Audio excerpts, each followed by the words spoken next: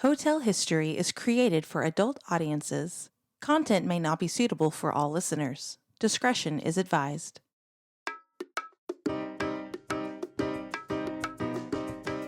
You're listening to Hotel History. We take you with us through the sordid history and scandals of some of the world's most famous and infamous hotels. I'm Dieta. And I'm Yael. Let's get started. So this episode is an interesting one. It's about ancient inns. And what's the reason we're covering this? Well, we had a lot of fun with our medieval inns episode for Christmas, and we were thinking, okay, well, Hanukkah and Christmas happen at the same time this year, so what can we do that kind of maybe has a little bit of a Hanukkah feel to it as well as Christmas? And so we were thinking, biblical style, like what's going on? What's going on with the with the inns? Where did it all start? Yeah, exactly. And really, it definitely shows that hospitality has been a necessary part of life and travel for the entirety of human existence, just about, at least since... Okay, so when you read the Bible, both the OG and the New G, just the Bible, I guess. But I feel like it's just all about people traveling. Yeah. And staying somewhere for the night. They traveled for miles and then they stayed and ate some bread. And then they traveled again and they had some wine. Exactly. And they traveled with their donkeys and all the riches that the king gave them. And then God said, don't travel here, travel there. And they did. Yeah. And angels said, good job. Now travel over here. Yeah. Do you think God was just like one big Yelp review? He's a travel agent. Yeah. he's like, I work on commission. No. And then like Moses would write a review like, not worth the trip. Stay home. Moses prefers a Nile front property. So we're gonna go back to... Well, I have a question. This is a stupid question, and don't add this in if it's too stupid. But ancient Greece was before the Bible was written. I want to know my timeline. It all kind of happens together. So all of ancient Greece is happening at the same time as some of the things are happening in the Bible. And it depends on which time period in Greece, because if you're thinking like ancient Greece or like the classical period, which was in like 400 BCE. I don't know. I think the problem with all this ancient stuff is it gets confusing. Mm-hmm.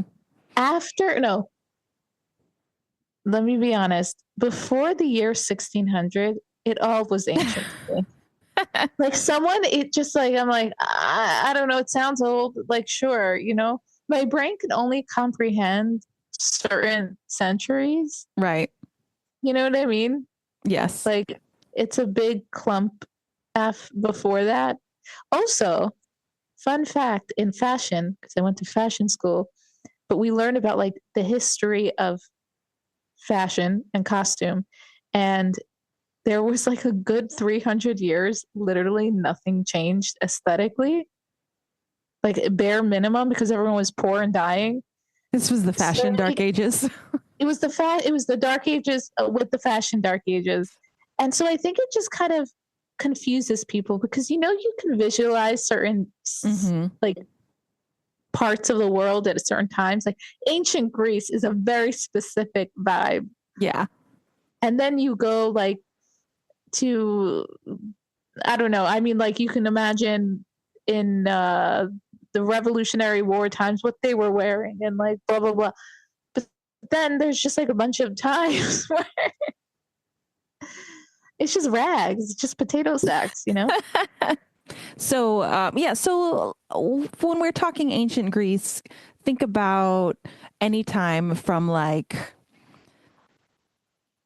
1,500 years before the Common Era up to like, 300, 400 before the Common Era. So it's a pretty big stretch of time. It's like 1,000 years. Yeah. So the ancient Greeks, they took their hospitality very seriously. That's what. Yes, incredibly.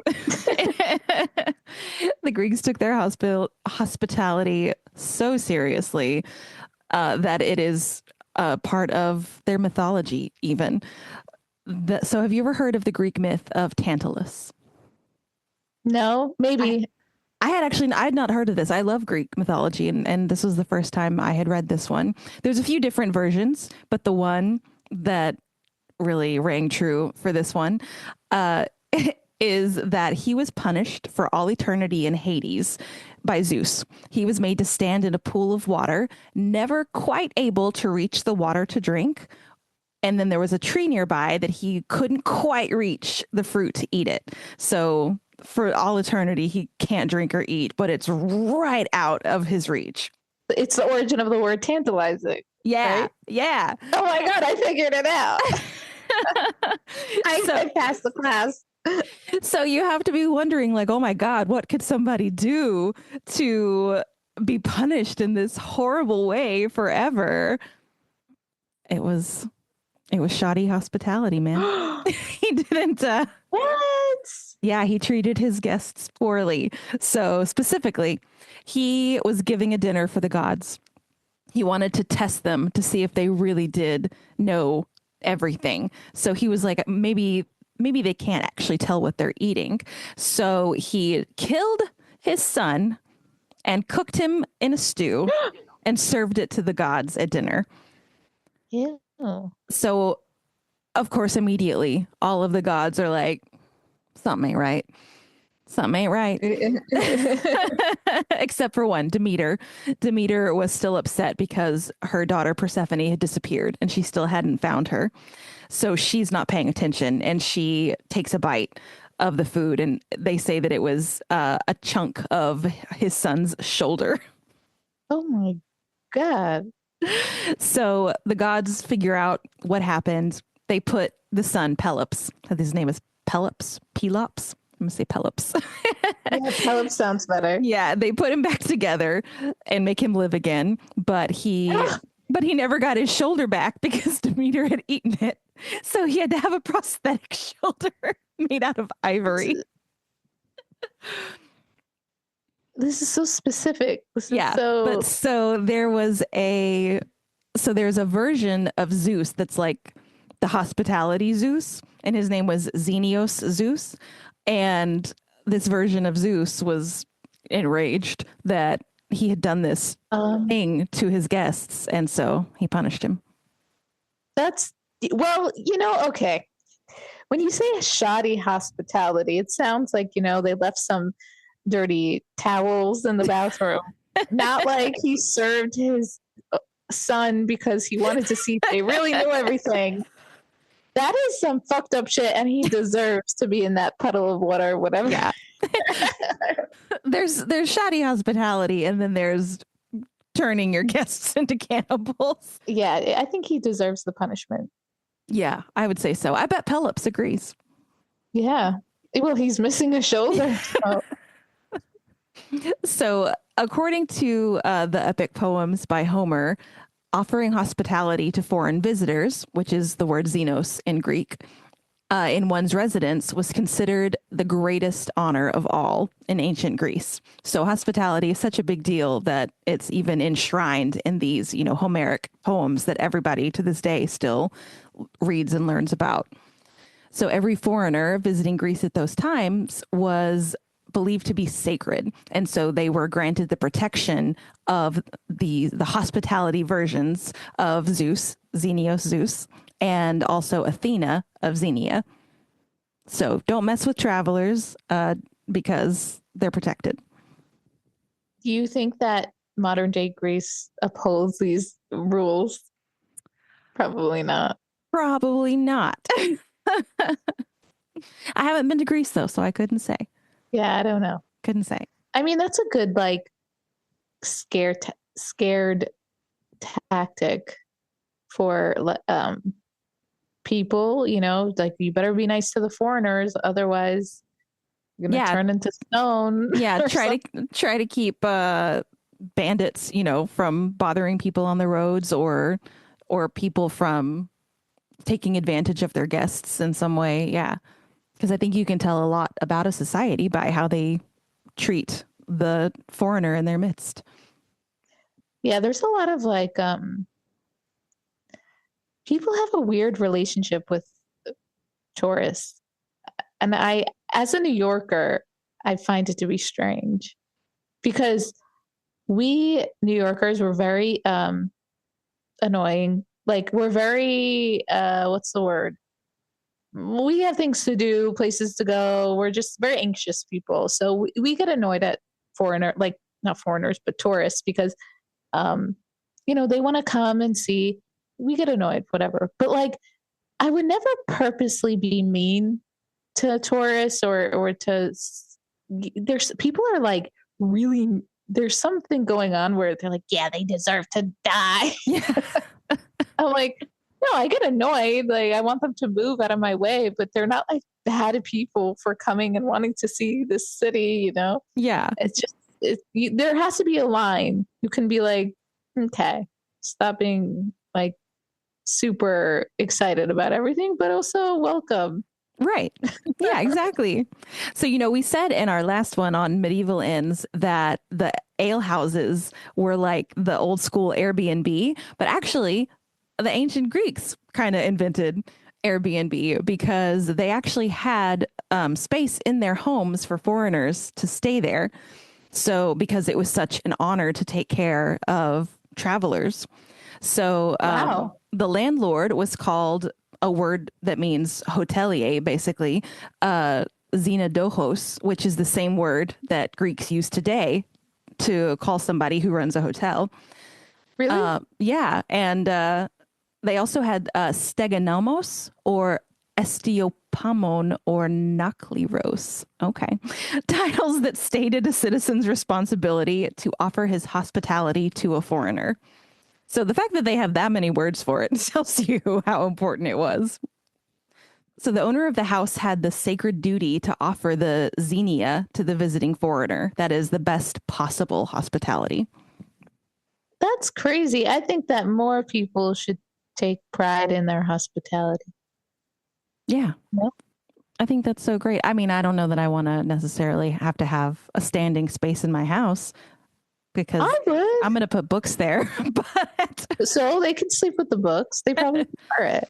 That's true. We had a whole episode about that. Yeah. I mean, honestly, it's to have a guest bedroom. Like it is a sign of luxury. Yeah.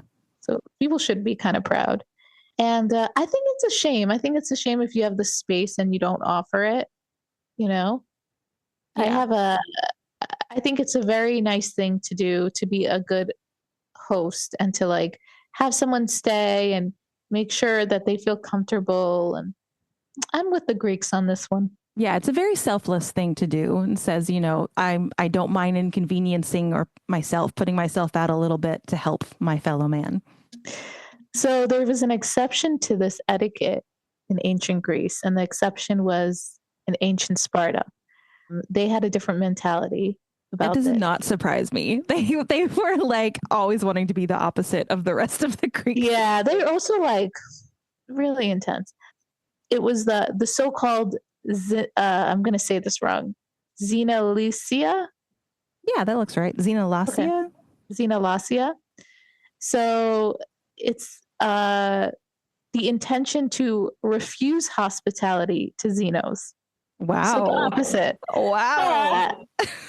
But the Spartans only offered hospitality to famous and honorable foreigners in their state because they want the money. And they were just like against. They're name droppers. They were like the elitist hotels that we know of that are just like, oh, you're not rich and famous. Like, get out of here. We're not. But a big thing was that they were against offering hospitality because they didn't want to be influenced by other cultures. Ah, so their xenophobia plays a bit of a... They're xenophobic. To the Xenos. Oh my God. To the Xenos. It's holy crap. Wait a minute. So we're just learning English. That must be where that that the root of that is, which I never knew. But that totally Yeah. makes sense because because you are afraid of whatever is different other than you, like of people who are from other cultures.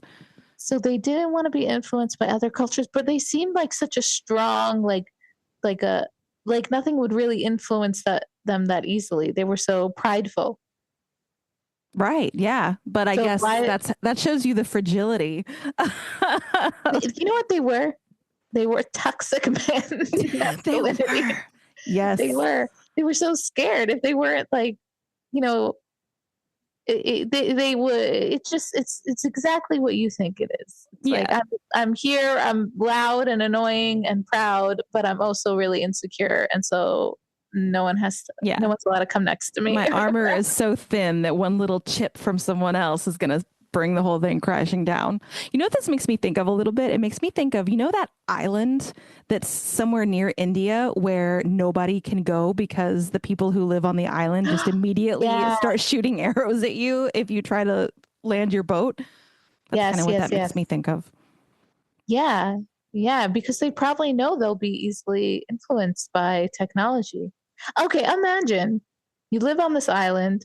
You're thinking like this is the world. Someone comes and is like, "Here's an iPad."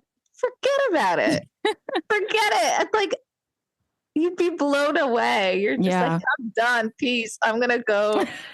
So Xenia, this offering of hospitality, also kind of worked in a diplomatic sense because it made sure that foreign dignitaries, traders, and guests were going to be treated really well while they're visiting different city-states throughout Greece. And so this is offered by kind of like almost like a diplomat, but not quite. It was called the Office of the Proxenos. And a proxenos was a city appointed official. He could be like a native of that city, or he would be an immigrant from a different city who is now living there. So like a resident alien. And he would look after the citizens of a specific foreign city when they visited. So like if a native citizen of Athens or a resident Corinthian living in Athens would be appointed proxenos for visitors of Corinth. So he's responsible for diplomacy between the cities. He's responsible for the interests of these citizens that are visiting. And that could be from something like just getting them tickets to a show that they want to see, or actually like helping them get an audience with a city official. So, wait. Are they like a concierge? They are kind of like a concierge. Yeah. That sounds exactly what they are. Like a government concierge. Yeah. In addition to cities, actually, trade groups and other organizations could also appoint their own proxenos to make sure that their clients are treated well when they're traveling. One thing that I thought was really interesting is that some scholarship suggests that the proxenos might also have been a bit of a spy at times, that they might actually be gathering intelligence for their native city, so that if a conflict happens, they've got some intelligence to help their homeland. With all of that, there is actually little evidence that there was like a system of inns in these ancient Greek cities, although it does seem like they would set up some kind of temporary shelter during festivals and things like that for tourists that are coming in, which would have been organized like they would like have a central courtyard and then have beds and places for animals and storage and stuff like that. But it's not going to be like a formal system like we're going to see later that Rome had, because of course Rome had something formalized and intricate. Yeah, they got their shit together. Yeah. But even though that they don't necessarily have evidence of these systems of inns, travel was still very popular in ancient Greece. People, tourists are traveling all over the Mediterranean to go on religious pilgrimages, to go sightseeing. There were festivals, tons of reasons that people would have been traveling back then. So probably another reason why it was so important to have people willing to offer you lodging in their homes if there is not this system of inns for you to rely on when you're traveling.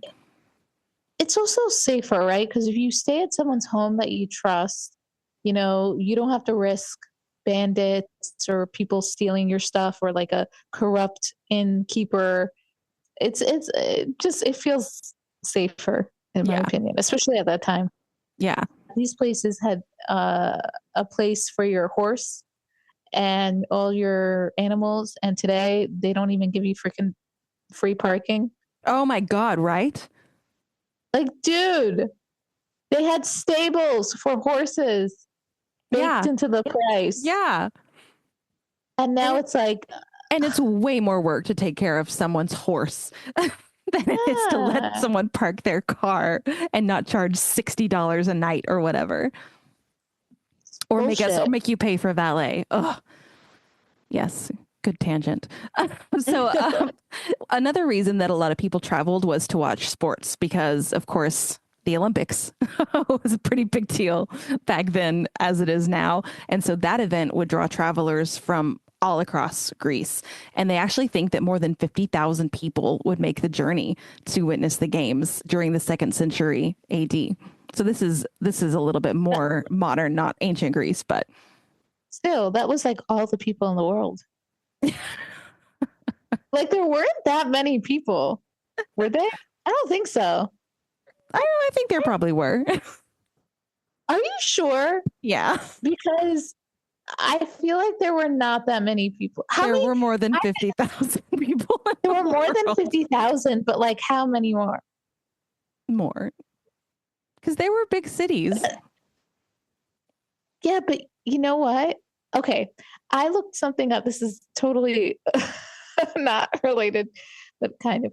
I looked up the population of the US like in the beginning of the 20th century, and it was only like 75 million people or something like that. Like the amount that we have grown in the past 150 years, like, or Google says that the global population around 1000 BCE was approximately 50 million people. Okay, it wasn't everyone, but that means 50,000 people were a lot of people. That was a lot of people, yeah, for sure. A lot of people. Yeah, the population, of course, was nowhere near what it is now, but there was still millions of people. Okay. I thought there were like max a million.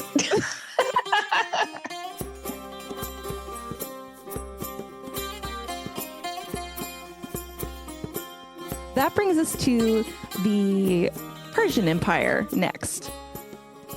The Persian Empire did have a very formal and well laid out system of inns. So they were called caravanserai, which originates from the Persian words caravan or caravan, and sarai, house. So they were roadside inns that provided shelter, food, water, everything that you needed if you were a caravan, a pilgrim, traveling along these trade routes, which in the Persian Empire, massive amounts of trade routes happening, including the Spice Road and the Silk Road. Yeah, so there had to be a lot of places to stay because that was like the center of the universe. Yes. So to put us in the timeline, the earliest caravanserais trace back to the Achaemenid Empire's Royal Road, which was around 559 BC. And for since it is Hanukkah while we're recording this, for the Jews listening, this was during Cyrus the Great's reign of Persia. And Cyrus the Great, of course, was the Persian emperor who let us go back to Israel after the Babylonian captivity. Oh, I didn't know that. Yeah. So I thought you were going to say it's Achashverosh. No. I'm confused with my Persian thing. Yeah, different one. Different story. Oh, that's true. That is it. I'm thinking we're in Purim. Oh, God. Sorry about that. So the Royal Road was a major ancient highway that stretched 2,500 kilometers from Sardis to Susa.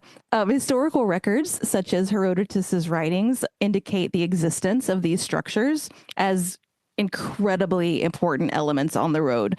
They provided safe havens on a journey that could be incredibly dangerous. So they were all strategically placed, ensuring that no two were more than 25 miles apart, which is the maximum distance that a caravan could travel in a day. So it was like to always have someone nearby, like a group of people. Yeah, so that way your caravan didn't have to camp on the road, which would make you very vulnerable. And so instead, you knew that every single night you were going to be able to hit another inn. Yeah. Okay. See, smart. They figured it out. And so in addition to offering your normal amenities of an inn, they were also, of course, important for society because they're places where people from different ethnicities, languages, religions could all gather. You think you might not be there for a very long time. You're just there for a night. But all of these people night after night are exchanging ideas with each other. Yeah, I feel like this is, well, the Silk Road was like, that like changed the world, right? Yeah. That basically, it globalized the world. I can imagine why it's so important. And also, yeah, humanized people. You know, you meet people from different backgrounds, different religions, different cultures. Yeah, a great way to not fall prey to xenophobia. It comes back to xenophobia.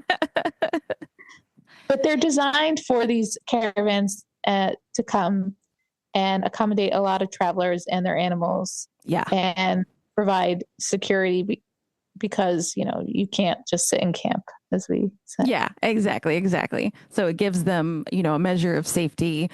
So the layout of them was very similar to a lot of things that we still see because they actually influenced a lot of things. But they had a central courtyard, one entrance, and then rooms would surround the courtyard where there were private rooms for sleeping. There were storage areas and places to keep the animals as well. Kind of gives motel vibes. Yeah, a little bit. It's like roadside inn, roadside motor lodge. So this layout did evolve over the centuries, with each era kind of adding its own little spin to it, because these caravanserais were being built for basically 1400 years. Like, they were a very long lasting type of architecture in Iran. Some of them still exist. I mean, they're not functioning, but some of them exist and are functioning. Stop. Yeah. How? Because they turned them into hotels. Genius. Yeah. I didn't know that they kept them functioning. I just saw on the UNESCO page, like they have them that are preserved, but I didn't know that you can use them. I thought that'd be illegal. Yeah, well, obviously the ones that are just archaeological digs or non-functioning are, you know, they're just heritage sites to visit. But they did manage to restore some and turn them into hotels. Oh, that's so cool. Yeah. So that courtyard that was in the center is what served as the communal area.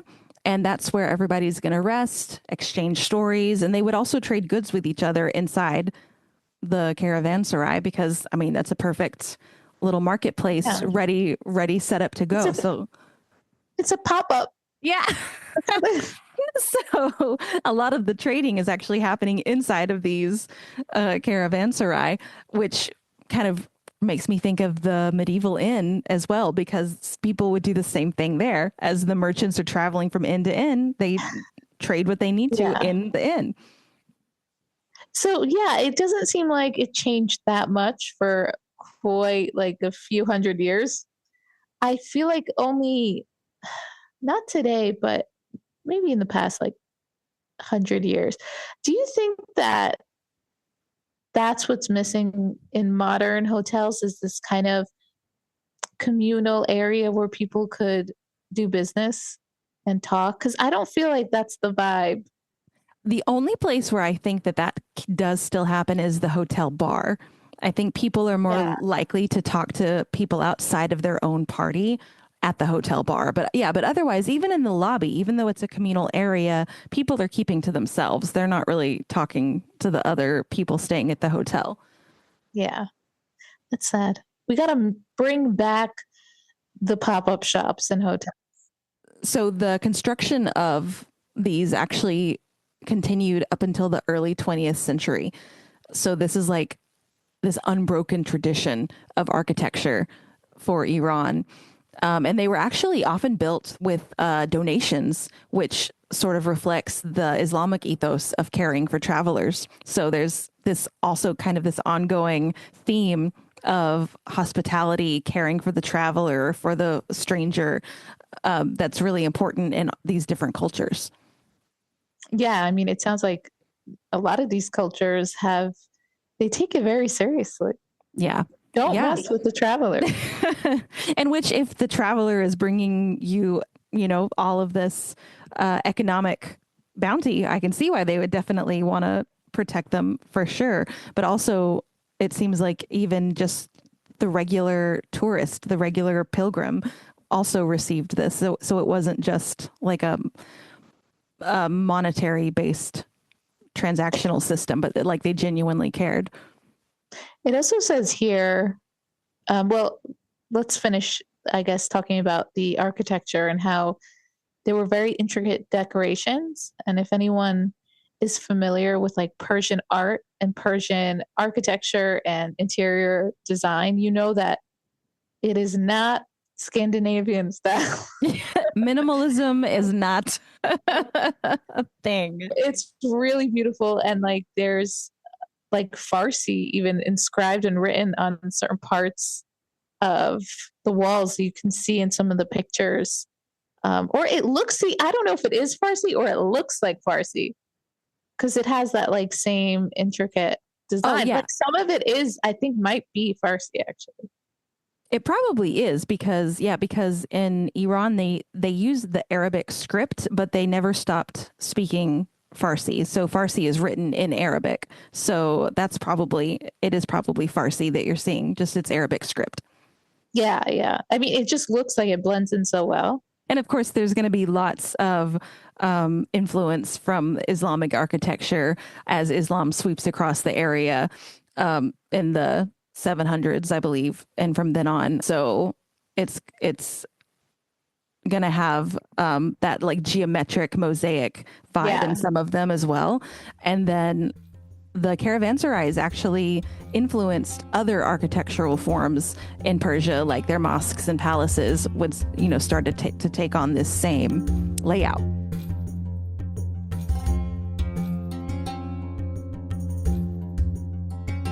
So the caravanserai even have a place in Farsi literature, especially in poetry. They say they are used as metaphors for life's journey and the transient nature of existence. Ooh, that is like deep. Yeah. The literature describes them as places where diverse cultures converge and mingle. Naturally. Yeah. That makes sense. Pretty on the nose. Yeah.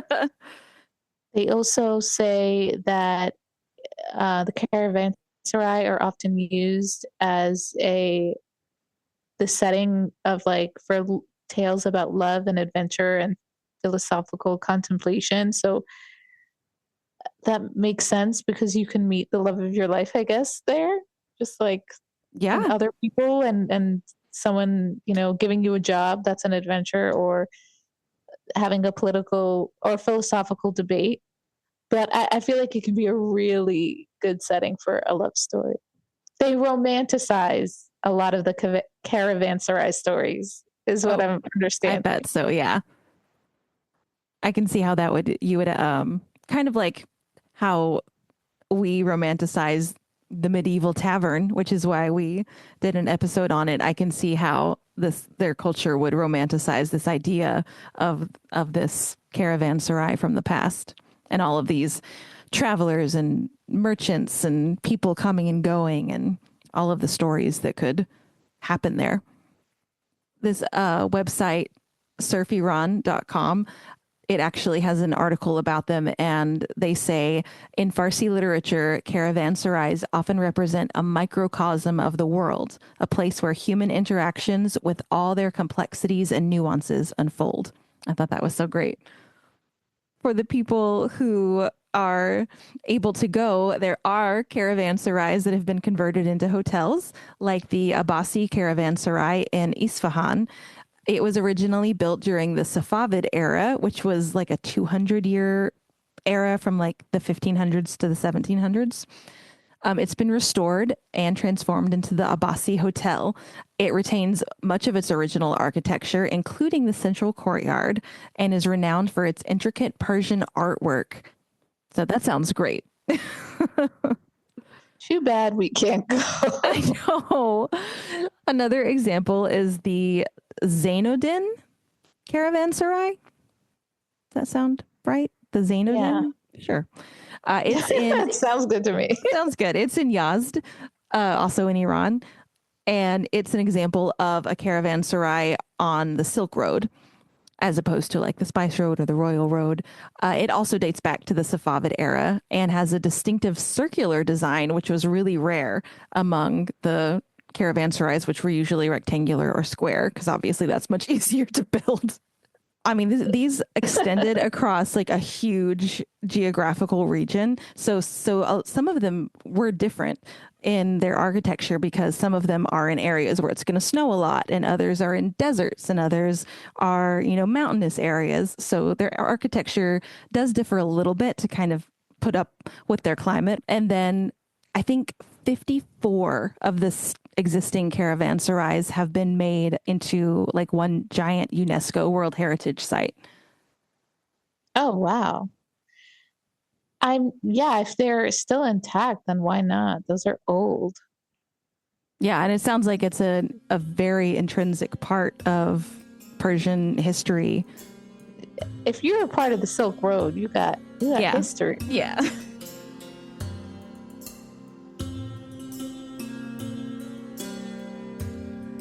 Finally, we have come to the Roman Empire.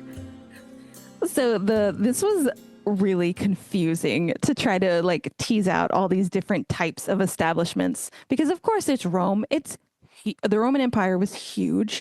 It developed over time, but still they were very methodical. They always had a system in place for something, So of course they had a very formal system of lodging. So that we're going to start with the Manzio or Mangio. Before we start, is Manzio short for Manchun? No, but the word Manchun does come from Mangio. I knew it. So this is an official stopping place on a Roman road. So it is maintained by the central government for the use of officials and those on official business while traveling. So they're normally in the form of a villa, and they were usually pretty big. Guests had to provide a passport to identify themselves. And they also were in like a very strict distance from each other, because carts could travel about 30 kilometers a day and pedestrians a little bit further. So each one was roughly 30 kilometers from the next. In Britain, the Roman town of Vincennes in Leicester, I hate the names of British places. Leicester? Yeah. Leicestershire? Leicestershire. Listerine-shire?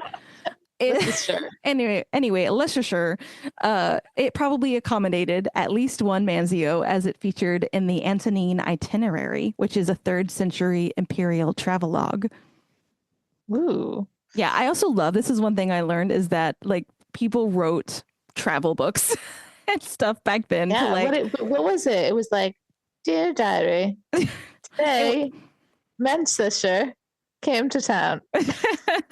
No, it's like I came to this town and I stayed at this Manzio, which was excellent, but I ate at this restaurant, which was shit. And the service here is terrible. Don't go here. Okay, so Yelp did exist. Yelp did exist years and years ago, and everyone's getting all mad that they're like, oh my God, Yelp is ruining everything. Is it though? Yeah, no, bad reviews have existed because humans don't change. This is what we see. We are the same basic creature from era to era, and we Yeah. love to complain. So next up is the Calpona. And this is for your non-official travelers. So if you're not on government business, you're probably going to maybe stay at a Calpona. So sometimes these were at the same location as the mansiones, and they were just like off from it a little bit. So they perform the same functions. They could be a little more disreputable because they were frequented by thieves and prostitutes at times. So some of them Of were, some course. of them weren't. Graffiti on the walls of a few whose ruins have been found tell a lot about the prostitutes there. Oh no. But you could also get food and drink at a Calpona. And so that was something that was really good for travelers because not every establishment, always offers the same things. Some of the Calpona, it was going to be like basic accommodations that if there were, some rooms above the shop or something. It was kind of like a hostel, no? Kind of, yeah. Yeah, maybe not quite as cheap. I would say there were probably some other ones that were, but yeah, it kind of sounds like it. The taberna, which is where we get our word tavern, as we talked about in our last episode, was the name for a shop. It could be selling wine, cheese, books, whatever. Yeah. They were all taberna. I'm sorry, they were all tabernae. That's the plural form. I thought it was tabernet. I don't know. But the plural form of the word was used to describe roadside inns that were found between towns. And these are where genteel travelers were going to stay because they wanted something better than the Calpanae. So it was in between the Mancio, better than the Cabernet. It was Yeah, because the Manzio was for official business, government workers or something like that. So if you can't get into the Manzio, but you are well-heeled, you're going to maybe stay at the Tabernae. Yeah, that makes sense. There always got to be. We love our class, our classes, hierarchies. Yeah. In the early days of the Roman roads, when most travel was official travel, not a lot of people were just out and about. Houses placed near the road were required by law to offer hospitality on demand. Ooh. I don't know if I would buy a house on the road then. I know. I bet those were cheaper than houses far from the road, kind of like now. Yeah. Frequented houses, no doubt, became the first tabernae. So, eventually, if your house is near the road and you keep having to let these people stay, you might as well just turn it into a business. But so as Rome grew, the tabernae did as well. They became more luxurious. They could acquire good reputations, bad reputations, depending on who's coming there. But one of the best was the tabernae Sidicii. Yeah, what is that? Cadicii? I don't know. So this tabernae that was in Sinuessa had a large storage room with barrels of wine, cheese, ham. So, it's the kind that was probably more for the upper classes. They had the food and the drink. People were there. Yeah, but if there was a taberna complex, a city might grow up around it. So Rheinzabern in the Rhineland and Saverny in Alsace, which is in France, are places that started out as a taberna complex, and then the city actually grew up around it. Oh, that's really cool. I think that happens a lot, but usually it happens with like ports and stuff. Yeah. Not just the tabernae. So both Calpanae and tabernae could have mixed reputations, like we said. Some people say these are great, and some people say these are places where bad things happen. Or you get diseases. Yeah. So ancient writers like Ammianus Marcellus, he regarded them as places for the poorest and lowest classes. The poet Horace regarded them as greasy. So there's a little bit definitely a little bit of class disparity happening there. That sounds like the elite being like, ew, that's where the poor people stay. Well, the next thing, when you find out this little fact, it makes sense. Because some of the taverniers had a reputation that the wait staff wouldn't just offer, services like food and drink, but sexual services as well. Yep, you could. Not always, but yeah. So it's hard. Like I can see why they would have mixed reputations. You got to know which one you're going to know what the amenities, wink, wink, will be. It was an all-inclusive resort. This was 2 for 1. Yeah. Yeah. So, I mean, some of these places were indistinguishable from brothels, basically. Cicero actually owned 7 establishments like that where you could get room, board, and a girl for the night. But he claimed it was impossible to stay more than 24 hours in one. So his probably were not the best accommodations. Yeah. That sounds pretty. I've been in a hotel that I wouldn't have stayed. I didn't want to stay 8 hours of sleeping in it. So yeah, I can imagine how bad that was. Can you imagine staying in any of these places at any time? Like, oh my God, the smell. Yeah. The smells. I want to stay where the rich people get to stay. Yeah. I want to stay where the rich people stay because you know that their bathrooms or buckets of feces were in a different room than you. Yeah, and regularly dumped. Yeah. So the hospitium is the actual Roman hotel. Originally, they were rented rooms in private homes, which is how their name derives from.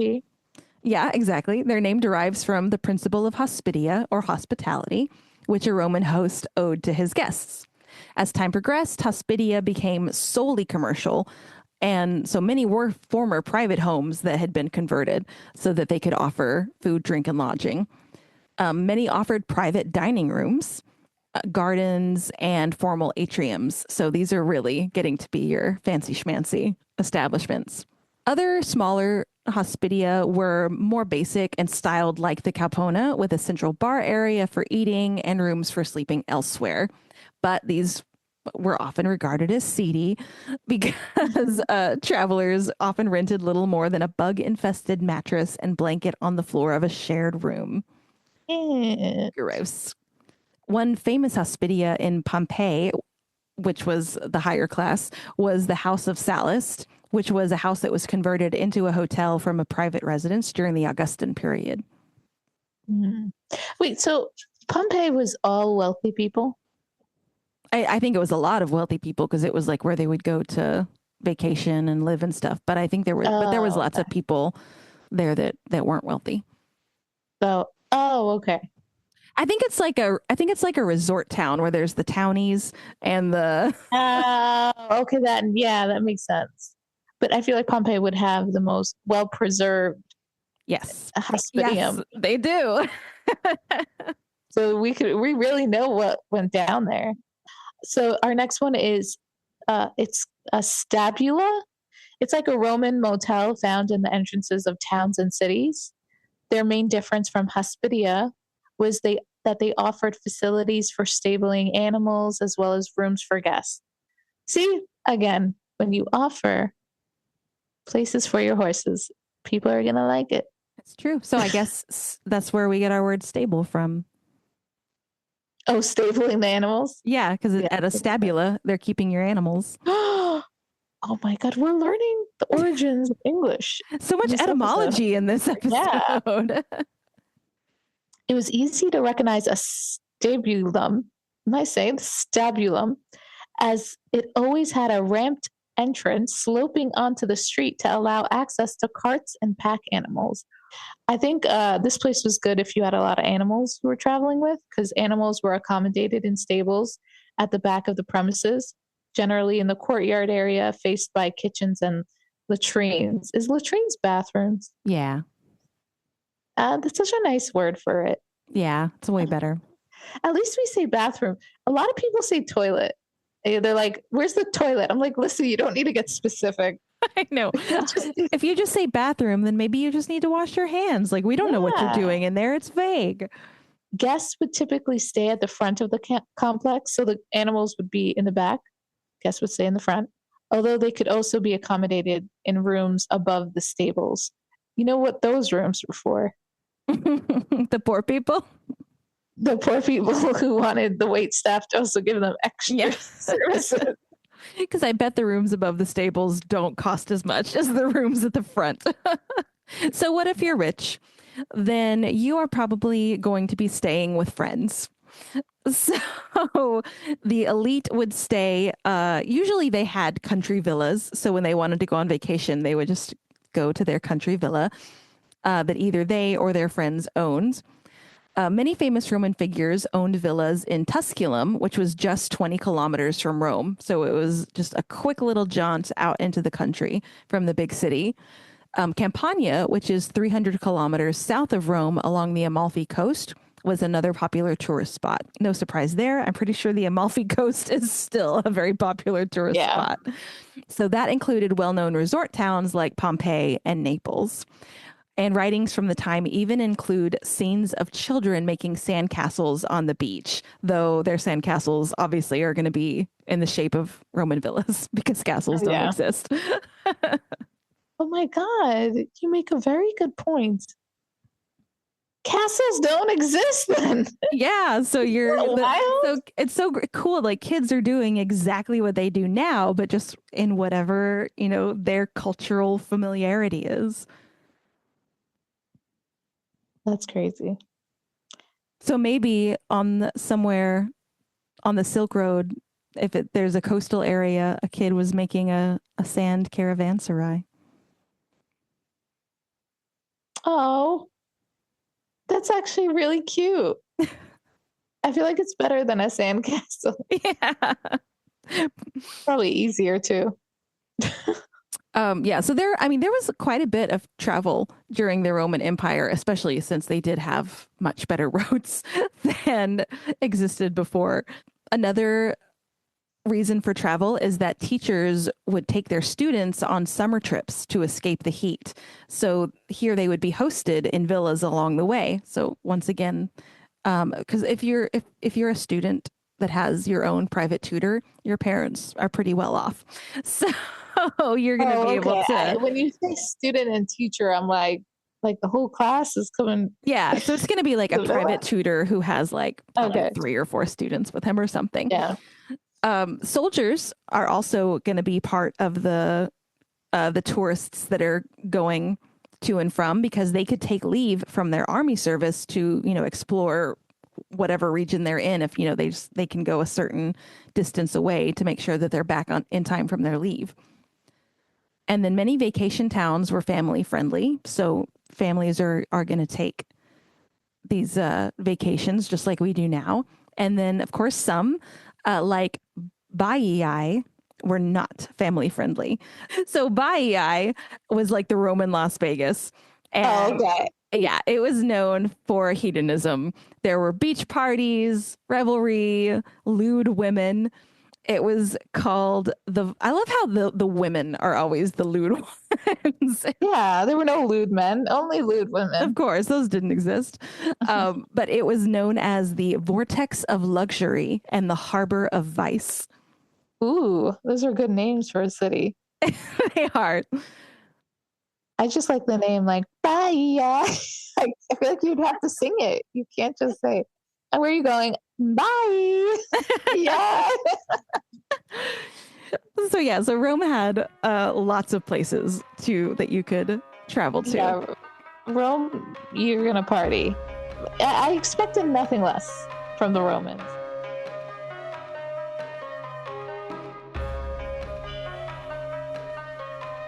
So technically a part of the Roman Empire. Yeah, so maybe the most famous or infamous, notorious inn of the Roman Empire was one that was supposed to be found in a tiny little village called Bethlehem in the Roman province of Judea. this is the inn that Mary and Joseph were allegedly not able to take refuge in.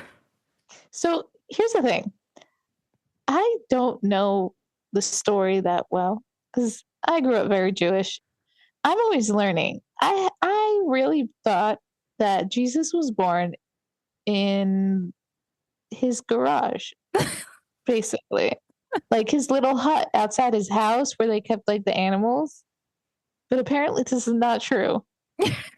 And where did I get this information? Nowhere. My brain. That's You had a few details and you just tried to fill in the rest the best you could. I just filled them in.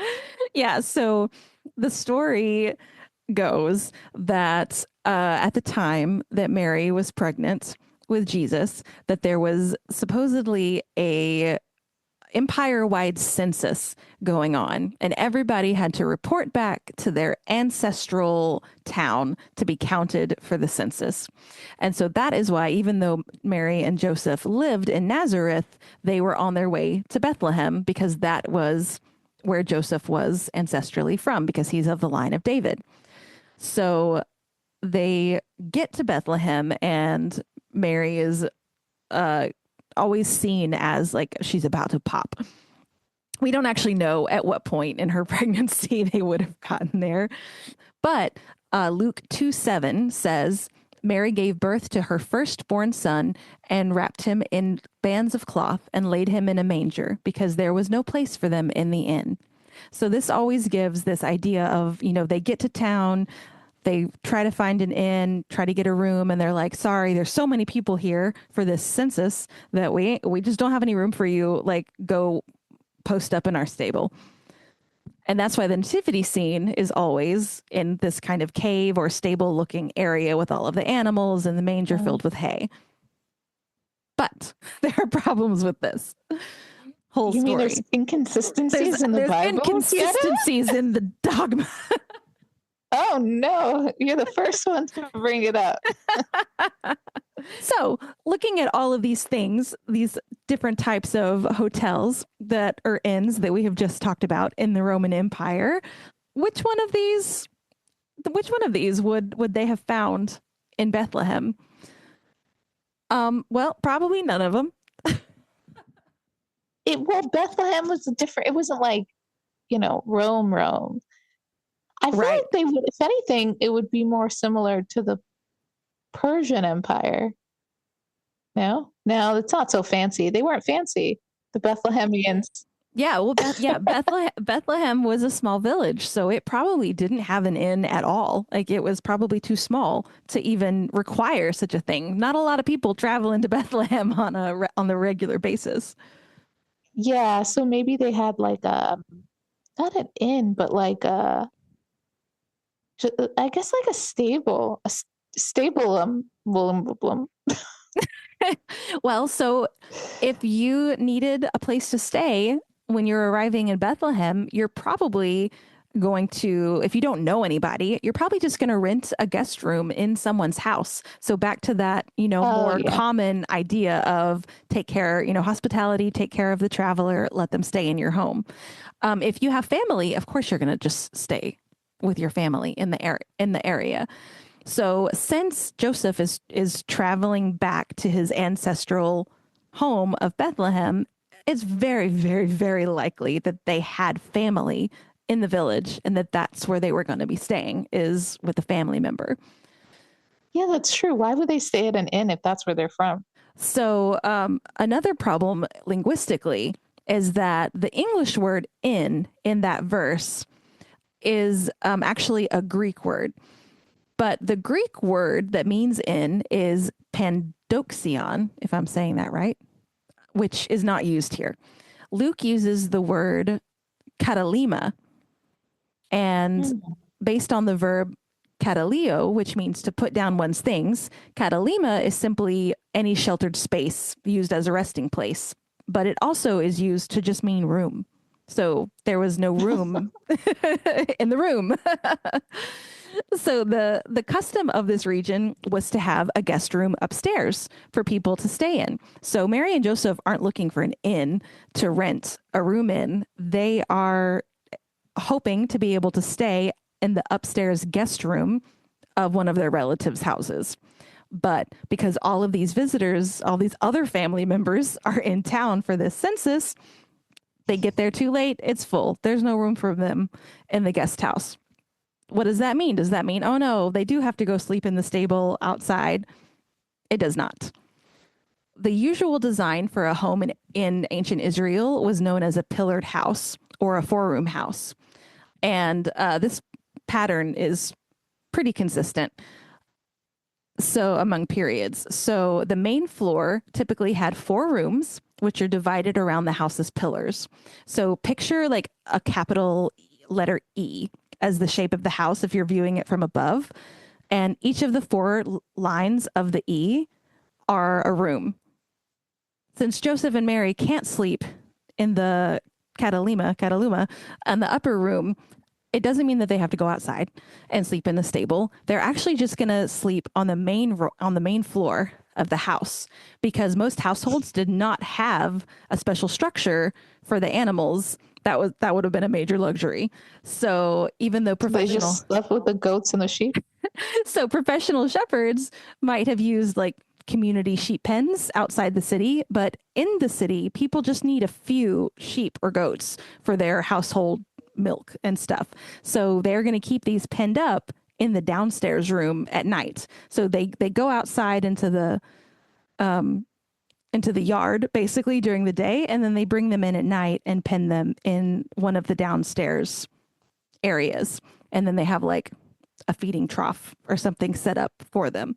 So yeah, so Joseph and Mary would have had to go be in the area where the animals were kept at night, but they probably wouldn't have been alone. There may have been others that also showed up and there wasn't room for them. And they also chilled out on the main floor of the house. With the goats and the sheep. Yeah, well, remember there's different rooms because it's an E shape. So there's... Yeah, but whenever they do the nativity scene, it's always there's a little goat or a sheep in that. Yeah, because... yeah, but the nativity scene is a stable where there wouldn't really have been a separation between things. But wait a minute, so the nativity scene is false? Yes, the nativity scene is wrong. Blasphemy. Yeah, so later readers misunderstood Luke's narrative because they weren't familiar with the practice of lodging animals inside the family house on the lower floor.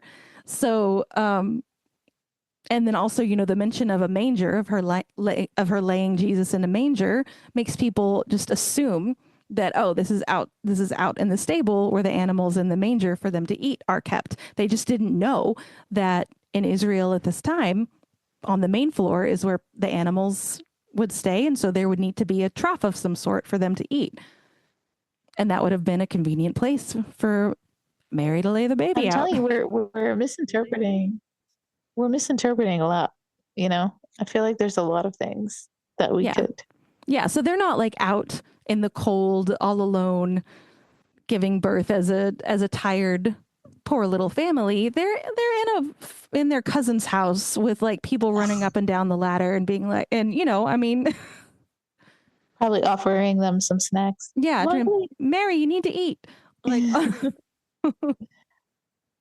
but yeah, so the most infamous inn in the world probably didn't exist. Do you think that there are like inns in Bethlehem today or hotels that are like, actually, this is where I'm sure there are. But Jesus no, they just stayed with Uncle Mordecai. I mean, it was very fascinating. So basically the last story is that there wasn't an inn at all. Exactly. I mean, that is so ingrained in the Christmas story that there's no way that's ever going away. Like it's with us forever.